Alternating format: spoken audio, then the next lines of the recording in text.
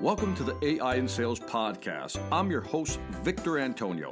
In this episode, I speak with Oleg Rogynskyy, CEO and founder of People.AI. Now, People.AI is the People's AI platform for all business activities to help sales, marketing, and management by understanding the activities that drive revenue. In this episode, Oleg talks about his personal why for founding the company and the gaps that exist between what salespeople say and what salespeople do. Oleg also shares some interesting data points and insights that the company has discovered by working with other large enterprise companies and their data. He also sets some parameters on who can use People.AI and why. All this and a stunning fact on how quickly the AI platform can predict whether a salesperson will make it or not. Let's jump into it. Oleg, first question to you. By the way, thank you for being on the AI in Sales podcast. The question I have for you, and maybe most people who are not familiar with your company, People.AI, tell us a little bit about the company and really how the idea came about this company. Oh, that's a great story. Good thing you're asking. First of all, really glad to be here. And you know what? I started my career in 2006. I was in Montreal, and I was actually in inside sales for a company called Einstein Technologies, which ended up going public later. Mm-hmm. And you know, I started as a BDR. I had to enter all my activities in the CRM. I had to maintain the CRM. I hated it, but I was doing it because I'm diligent. And then next thing that happens is I started running a team of BDRs, and our COO grounded me for a week together with my whole team to go clean up Salesforce. We spent a week cleaning it up. We didn't make a dent in it. It was so bad. So fast forward 10 years later, and in the meantime, that company went public. We sold to OpenText. I worked for another company, built out a sales team. And then I started my own company called Semantria, built out a sales team. And now I was trying to use CRM to understand what's going on. Mm-hmm. And you know what, 2016, I sold that company. I look back, nothing changed in 10 years between 2006 and 2016 in terms of how you work with the CRM. Nothing. Zero. And so as I was thinking what my next move is going to be, I was like, well, that problem is clearly painful. I felt it. I know what it is. And it is something that I'm passionate about solving. I started looking into why nobody has solved it before. There's a lot of technological reasons why nobody has solved it before. But guess what? AI is now here. Big data is now here. You can solve a problem that was impossible before with new technologies now. So that's how People.AI gets started. And that's why I selected this problem. So in other words, you can really feel the pain because you've lived it. I think that's the best. That's the best way to develop a product, isn't it? Yeah, just like I felt the pain, just like 26 million other sales professionals in the U.S. and about 280 million sales professionals globally. Now, for those people who are listening to this podcast who've never been a BDR and SDR, talk to me about some of the things that weren't being entered correctly that were frustrating you. Oh yeah, absolutely. So as a salesperson, it's not just BDR or SDR. Actually, People.AI works not just with inside sales. We are deployed across tens of thousands of salespeople right now across inside sales, outside sales, or field sales, sales engineers, services, support, implementation, customer success. So anyone who touches a customer. Got it. And so across all of these functions, let's focus on any kind of sales. You are supposed to go and meet with customers, right? And these customers, you communicate with them via email, you set up meetings in your calendar, you have conference calls like this one. And every time there is a call, there's probably 1, 2, sometimes 5. Sometimes you walk into a meeting, there's 10 people in the room. For every one of those 10 people, you're supposed to then go into CRM and fill out 10, 15, sometimes 25 fields. So you have 1 hour meeting, but then with that meeting, you acquire for yourself, I call it a 1 hour of sales debt. Okay. That you have to pay off with your time. And there is no way to go bankrupt on it. Right. Most of the salespeople at some point just give up and go bankrupt on the debt and say, look, I'm not going to do it. You're only selling or entering data. Mm-hmm. And so that's how I got there. That's interesting. I was talking to... To calculate this, we literally put webcams behind salespeople. We calculated that on average, and we manually counted what you've been doing all day. On average, a salesperson spends anywhere between 17 to 30% of their time entering stuff into one of the systems. Wow. Okay. Serious decisions, the analysts recently calculated 27.7% of salesperson's time is spent on administrative tasks. Absolutely. Absolutely. 30% of your time, it's a day and a half.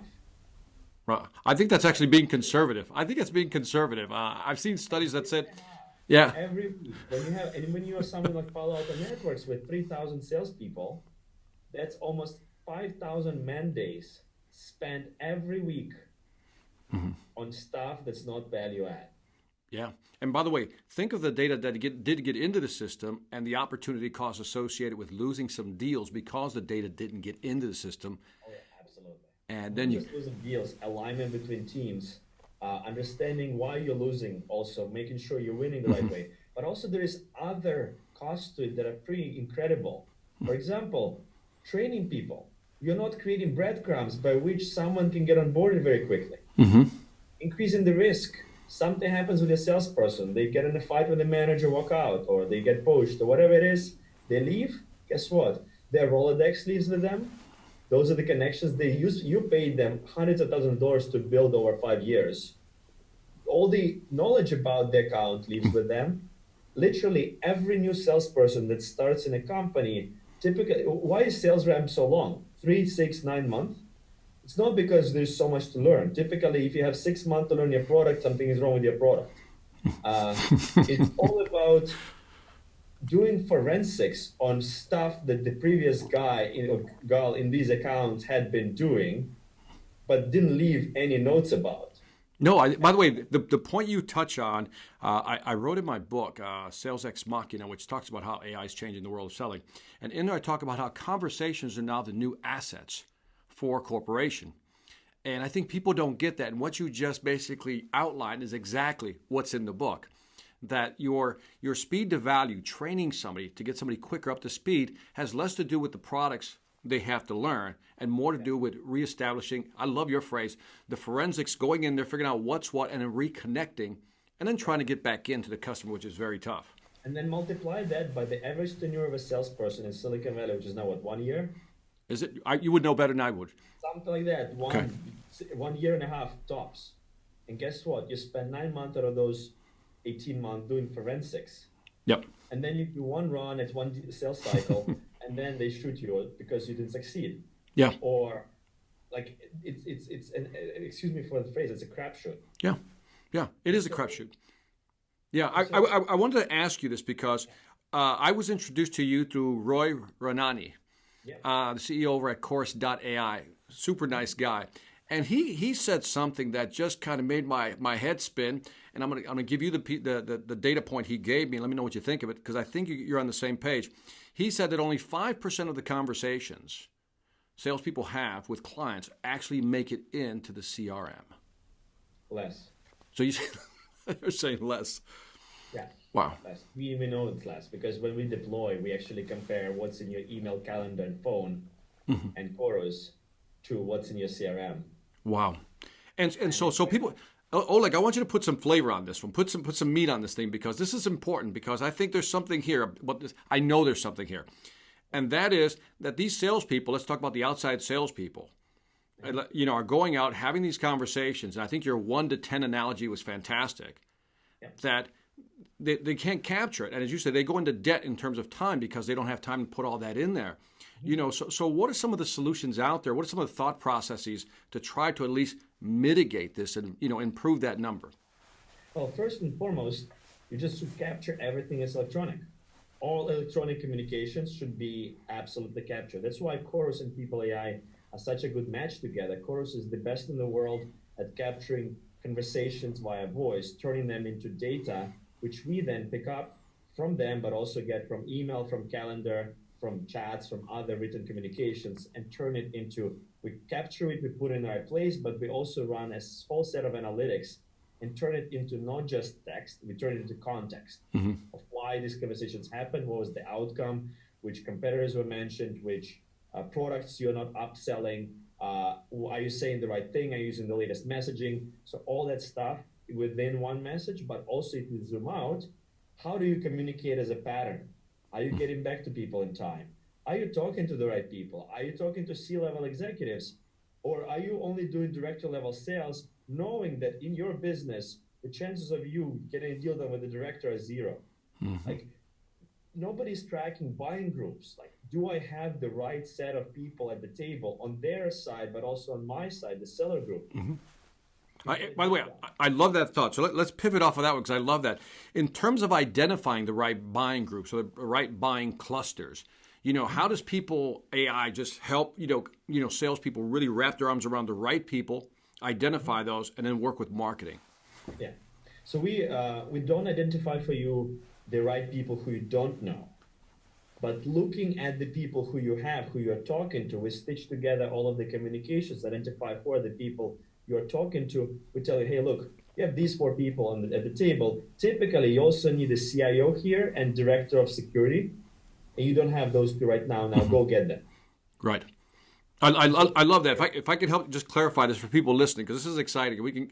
And that is basically you're saying, look, there's 5 to 7 decision makers you typically have to talk to within a large enterprise system, right? That's statistical probability. Without having director of IT, your chances of winning are 4%. There it is. CIO, chances of winning is 0%. There you go. And so knowing who you have to talk to, checking off those boxes, so to speak, but then layering on top of that, as you say, the conversations that are happening through emails, through voice calls, maybe even like a conference call like this. Yeah. So not just checking off boxes. We also tell you how much involvement, engagement you need from each one of those players to get it done. So just saying, yeah, I have CIO. That's what sales have until now have been. Like, yeah, great. Like, you met with a CIO once. But a signal that out of 7 calendar invites, CIO did not show up on 5. Okay. He skipped 3 conference calls. I've sent him 18 emails. I got 1 response. It was 3 words. That is the context that sales managers do not see. Correct. To coach their reps. And that's the context that never gets into any of the forecasting systems. Like, yeah, great. He responded to me. Awesome. The deal is going to close. Yeah, I get you. I've been a sales manager before, so I know how that feels. I wanted to ask you. Where nobody's looking is future. Right. As in, your future of your forecast is in your calendar. Yes.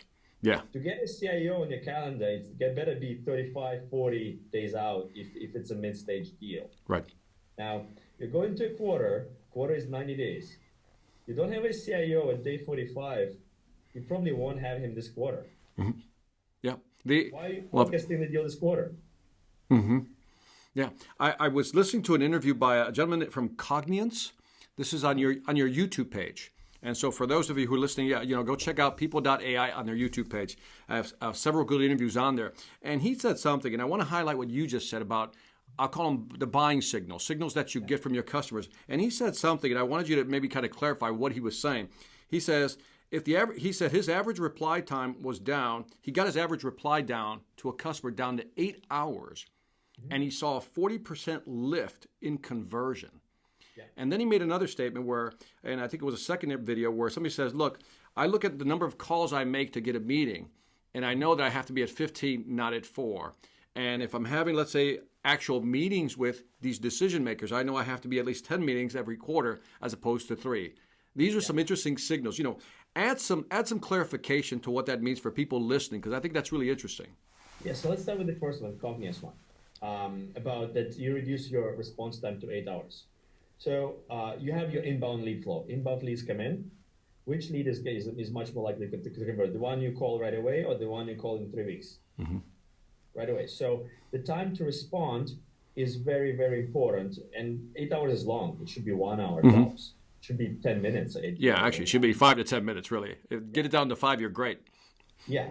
However, why is it so hard to track? With inside sales, it's easier because they sit in the office, they're on the phone, you got to know what's happening there. You have more systems like Outreach or Sales Loft that you can track it by. But with field reps who are driving from one meeting to another, flying, etc., if you don't have a strong inside sales motion, or if a lead gets routed to a field rep, you have zero way of knowing did they follow up on time, etc. And if you're policing them really hard on that, you know what? They're going to go and just flip the lead to followed up, disqualified. That's what happens when you really drive that behavior. And so having the actual factual data on whether the follow-up went out, was it a phone call, did they connect, or was it an email? Was the email actually targeted and personalized? Did the inbound lead request and the email contain similar keywords? This kind of stuff is what you can set SLAs on. Hey, I want you to do this kind of follow-up within this time frame with this kind of content when the lead comes in. Go. And if you don't have to track it manually, you just work with reps to make sure there's compliance. Otherwise, there's no way to know. Correct. And I like you said something, and I read something on VentureBeat that you wrote. And so it was interesting, and I just jotted this down, but I wanted to repeat your quote and just kind of clarify for me. You said, by leveraging AI, we instantly provide full historical analysis of your sales team's data, helping you understand which behaviors led to desired outcomes. And you said the word behaviors, and let's talk about that, because we know that behaviors will drive your outcome every time. And so tie them both together for me, how the system really pushes a salesperson not so much to monitor their behavior, but maybe even guide them into how to close a deal more effectively. Yeah. Let's start with not even closing a deal. Let's start with starting out with the company and ramping correctly. Okay. We literally just did analysis for a company that was recently acquired, a multi-billion-dollar company. And we cohorted all their salespeople into successful, unsuccessful, new, successful, unsuccessful, kind of existing, successful, unsuccessful, etc. Guess what? Cohorts don't intersect. Successful people start out of the gate like a rocket ship. Unsuccessful, kind of very, very slowly, and then they plateau very quickly. You can know that a salesperson is not going to make it with 99% statistical probability. Day 17. Day 17. Day 17. Wow. And so that just hit me, by the way. I just got to pause here for a second, because that just hit me. Because usually the standard in selling is like, well, after 90 days, you'll know. But you're saying 17 with a 99%, confidence level. For the top performers, for the bottom performers, you start plotting day by day which direction this person is going. Because guess what? In a data set over 50,000 salespeople, there has been only a handful of changes of direction. Interesting. The way you start is the way you continue. Right. And so when you're looking at those, without revealing your secret sauce, because I know the secret sauce is always in the algorithm, right? But what are some of the things that successful salespeople do right out of the gate? Meetings. They go straight into having a lot of meetings, talking to customers. If you spend first 2 months learning the product and reading the books and going through whatever and not talking to customers, you're done. You have to go out of the gate and without fear, sell your product. Yes, you're going to make mistakes. Yes, people are going to correct you. But through maximizing the interaction and through shadowing people and being on coaching meetings when other people are selling while you're there, you will learn the tribal knowledge way faster, which was going to make you a much more successful person, create the right impression. People will be helping you more. I mean, don't be a lone wolf. Be a team player, go out, team will help you first. And then, you know what? Help other people. By the way, amount of coaching reps give to other reps directly correlates with success of these reps. Interesting. So then you can gonna do really well. Say that again, I'm sorry? If you're coaching others, you're gonna do really well. And guess what? It's not a chicken and egg problem. People who even start coaching from the beginning end up doing well every time. I mean, some of the things you're saying, I'm loving this conversation, because some of the things you're pointing out are very counterintuitive to common knowledge, right? Or common sense, right? I've been there where you're told, study the product for the first month or two, then go out there. But I've also seen people use that as a crutch for not setting up the meeting, because they're really afraid of selling. And in their mind, they're saying, I'm building up my knowledge base to have the confidence to go in there. I love what you said. Go in there. You're going to make some mistakes. The key is to actually set up the meetings. And I love your tribal knowledge statement. And again, if you create that culture, that environment where people are sharing, helping each other, supporting each other, again, counterintuitive in the world of selling sometimes. Think about it. Engineers, typically the best practice for an engineer is to ship code into production day one. You You got to get something out there that's working day one. To get the feedback right away. Be part of the team. How are salespeople different? Go out there and represent your product day one. Yes, you won't know anything, but someone next to you will, and you'll hear them. You'll hear what customers say. You'll build a relationship there. Be honest. Hey, I'm new. It's my day one. But you know what? I'm here to help you. There it is. I love that. Tell me how this is helping, and I'm going to go 3 levels here, but mostly the first 2.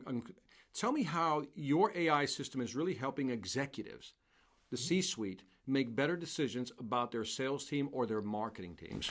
Yeah, we just went through that. If I can cut your enterprise ramp 10x, which is 17 days versus 9 months, that's massive. That's powerful. Yeah. The cost of that and the benefit of that is, it's impossible. It's so big, it's hard to calculate, especially when you have 3,000 salespeople to manage. Second of all, full visibility across your whole organization through a single view of kind of account or customer 360. Tell me everything that's going on there, full orchestration of what's happening. Third, ability to deploy SLAs on specific behaviors. So you can basically make sure that the reps on your teams are behaving in a consistent, specific way, that coaching is happening, that enablement is happening, that the right standards of treating a customer are happening, and so on, and so on, and so on. All of that is really hard to do when you have 5 layers of management below. Correct. Furthermore, at 5 layers of management, the amount of data you should be getting is really, really big. None of those people are getting it. So the data you're getting about how to improve your ramp, how to improve your win rate, how to hire better people. Like, hey, tell me what are the characteristics of my top performers, or what are the things in common across the people I fired in the first 90 days, so that I can look at that during the interviews. Right.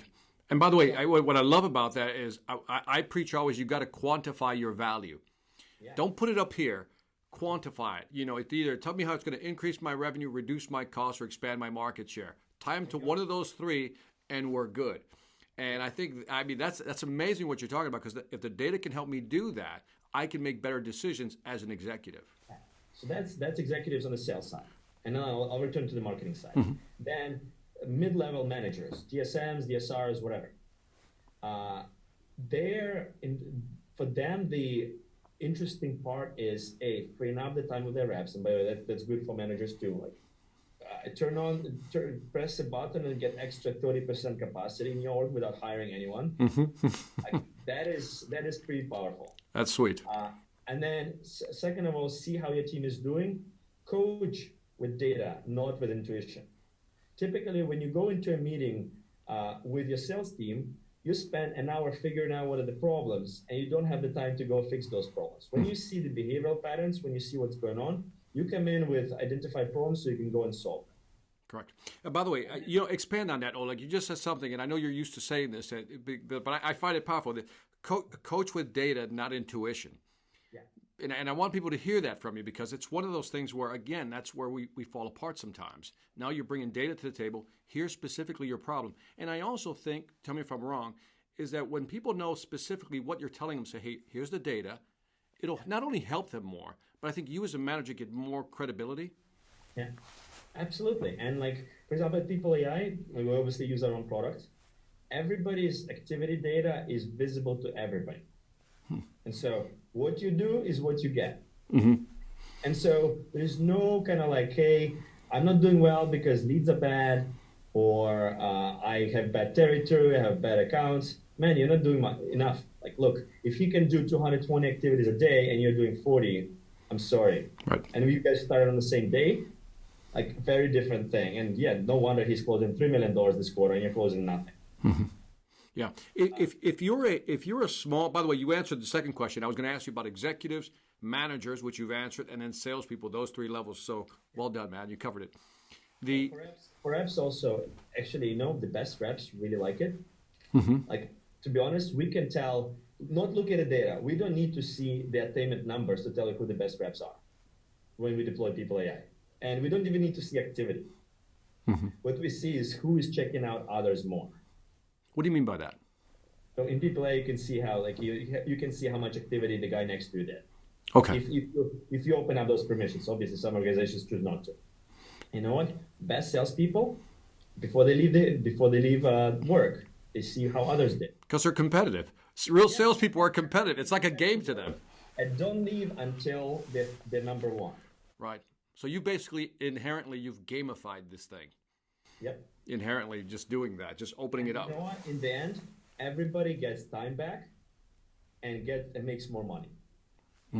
Love it. So that's a win-win. The self-fulfilling prophecy of being better, getting better, being more effective, working harder, making more money. And I think there's always interesting. Our brain always compares ourselves, right? We're always comparing things. So I think comparing yourself to somebody else is powerful.